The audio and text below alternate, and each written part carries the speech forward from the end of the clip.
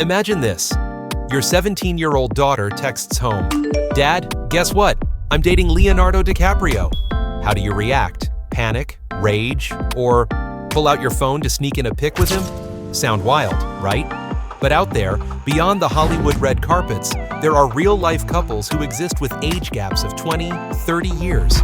Not in some Oscar-winning love story, but between a teenage girl and, well, a dude who is busy sorting out his retirement plans. Today, I'm bringing you a confession straight off Reddit. A woman married a guy 20-plus years older, stayed with him for 20 years, raised 4 kids, and now, looking back, she sighs and says, "If I could go back, I'd slap myself."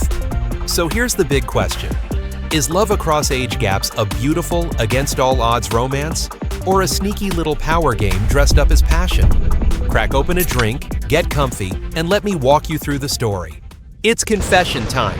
Her story is like this. Married a 40-year-old when I was 19. Started dating when I was 17. Yes, it was gross, but that's what happened.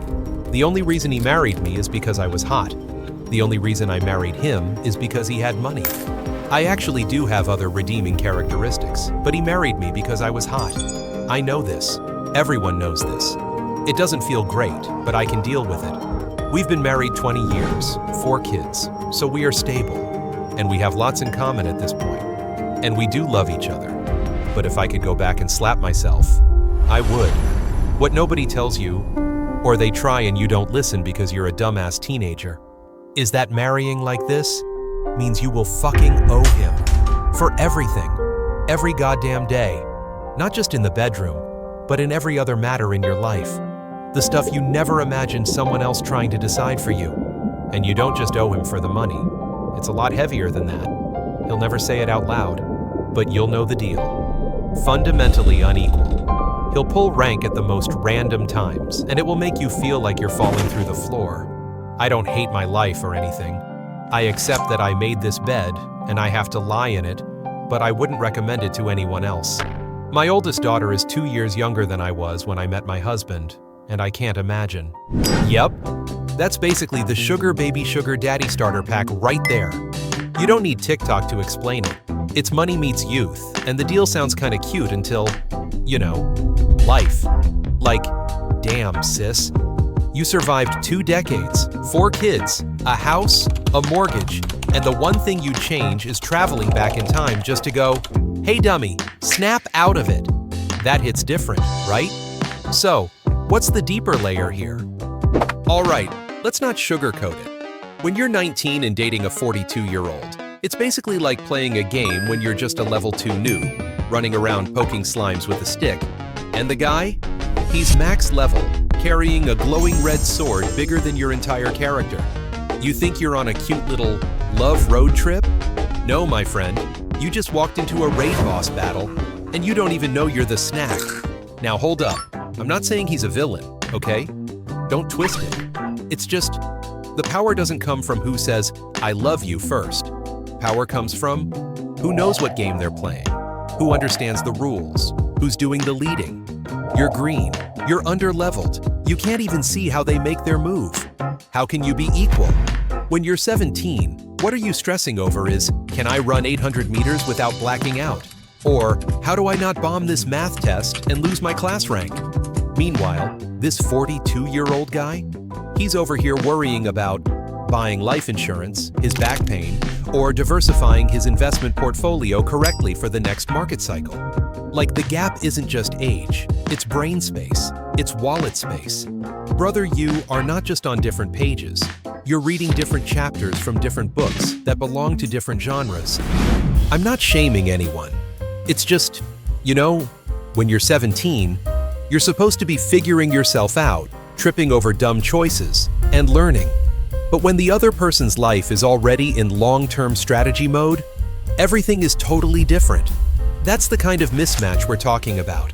Not just cute dates and age gaps, but about different phases of life.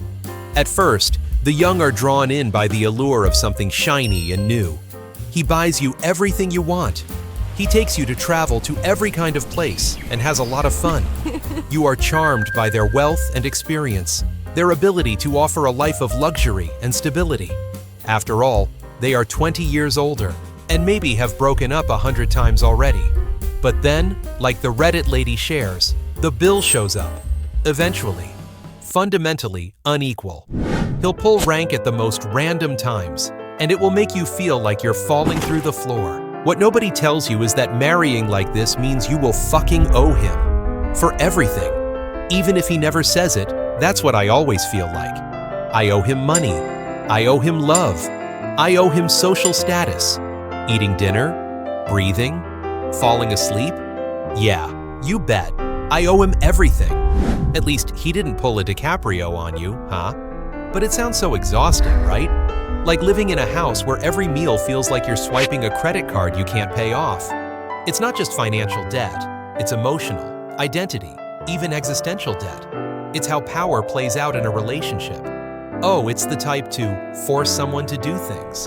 It's about who makes the big life decisions, who controls the money, who decides what counts as okay. That's what I call subtle power. It doesn't have to be spoken.